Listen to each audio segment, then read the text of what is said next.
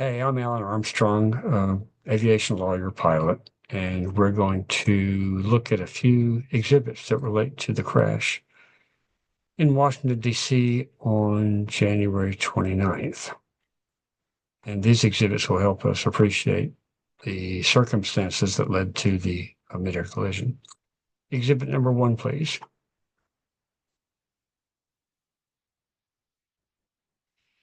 Exhibit number one is the Mount Vernon visual approach to runway 01 at the Reagan International Airport. You can see the aircraft is going to track inbound on a heading of about magnetic heading of 006 degrees. And at the Woodrow Wilson Bridge, the aircraft is going to turn northeasterly at about a heading of about 25 degrees or thereabouts until the aircraft has the runway 33 off the left wing, and then they're going to turn inbound to land on runway 33. We're going to expect that turn to take place about a mile to a mile and a half from the end of the runway. But the situation about this approach is this is a fairly aggressive maneuver for a transport category airplane at about 400 to 500 feet above the ground. So it's a busy workload to make that kind of maneuver that low down.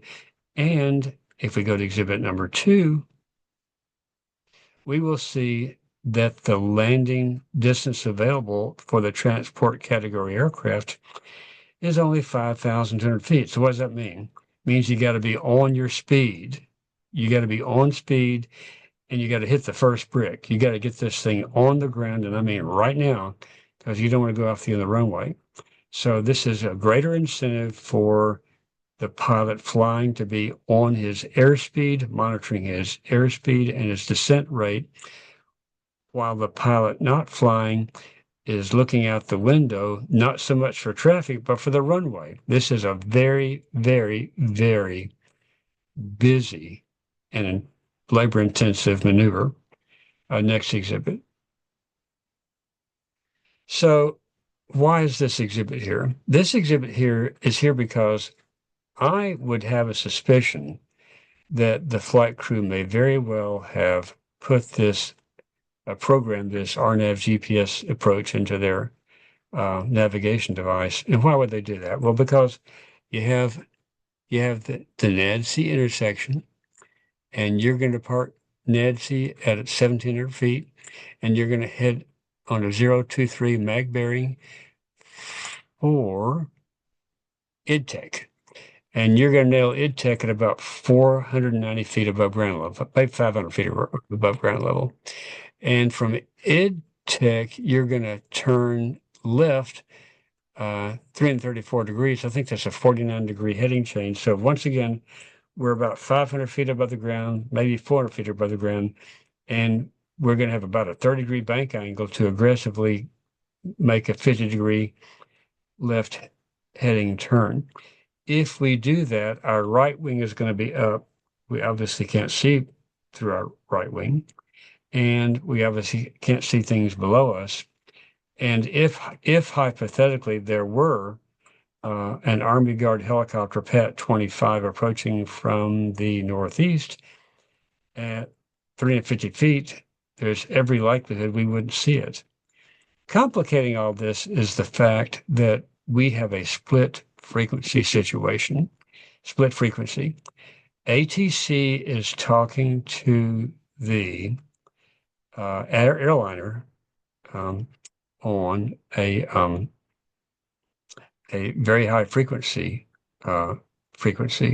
while it's talking to the Army Guard helicopter on the ultra high frequency, the UH frequency.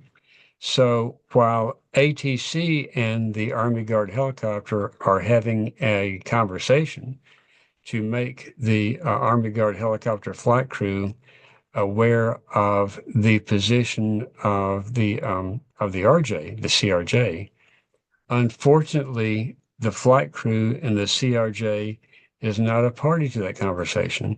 And what does that mean? It means they're not aware of the approaching helicopter from the northeast. Now, another thing people are talking about TCAS, the Terminal Collision Avoidance System. Well, we know that some of the enunciation features and warning features and sensitivity, all that goes away below roughly 1,000 feet. So you're not getting a command to climb or descend or turn, because that low to the ground, it's dangerous.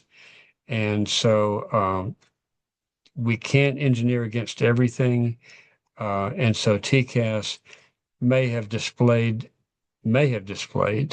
the approaching helicopter on the TCAS screen, but it was not giving a resolution advisory saying pull up or descend or whatever. So again, another complicating factor is we have a split frequency such that the flight crew in the regional jet is not aware of the oncoming presence of the helicopter. Looking at the flight path reconstructions, it looks like these aircraft are approaching almost nose to nose. And people are saying, well, if they're nose to nose, why didn't the helicopter see them? Well, at night, when a light is stationary and it doesn't move, it may not look like an airplane. It may look like more light on the ground. So it's entirely possible that the helicopter pilot did not appreciate what he was looking at. And as the jet completed its turn northwest, the landing lights would have been perhaps oriented more towards the runway than the Army Guard helicopter, so they were less conspicuous. And now we're getting into conspicuity and we're getting into night vision goggles. We have information that both members of the Army Guard helicopter were using NVGs. And as we know, NVGs do what? They eliminate your peripheral vision and they compromise your depth perception. And so when ATC asked the Army Guard helicopter if they had the regional jet in sight, and the Army Guard helicopter said that it did, then there's every possibility that the crew of the Army Guard helicopter was looking at an aircraft other than the regional jet in issue. So the visual issues with NVGs is another matter to ponder. And now we'll go to our last exhibit. Exhibit 4, Washington, D.C. has visual helicopter routes. And you will see there's Route 1 coming down from the northwest, and I've highlighted the maximum altitude for the helicopter is 200 feet. As the helicopter proceeds southward along the river, it cannot climb to 300 feet until it passes the Woodrow Wilson Bridge. Why? Well, I'll tell you why. We're trying to keep helicopters out of the kill zone. What is the kill zone? Basic geometry. If you have an airplane and you are 1 mile from the runway, transport category airplane, whatever airplane you're flying, and you are endeavoring to fly a stabilized approach, 1 mile from the runway, what is your altitude going to be? The answer is 300 feet. So the radar tracking that we're seeing, as the transport category aircraft, the CRJ, as it's accomplishing its turn, it's at 375 feet, and the Army Guard helicopters at 350, a 25-foot differential. And if our perspectives are correct, the flight crew in the CRJ can't see through the floor. So that would account for their not seeing the Army Guard helicopter, even if they were looking for it. And if the Army Guard helicopter is below the CRJ, it can't see through the ceiling. So this would exchange why there's a failure to see and avoid, because you just can't see through fixed metal. And then we have the unfortunate collision. And I just thought that these 4 exhibits might clarify the circumstances that led to this horrible, horrible tragedy. And I hope that you appreciate this talk. Thank you for your time. So long.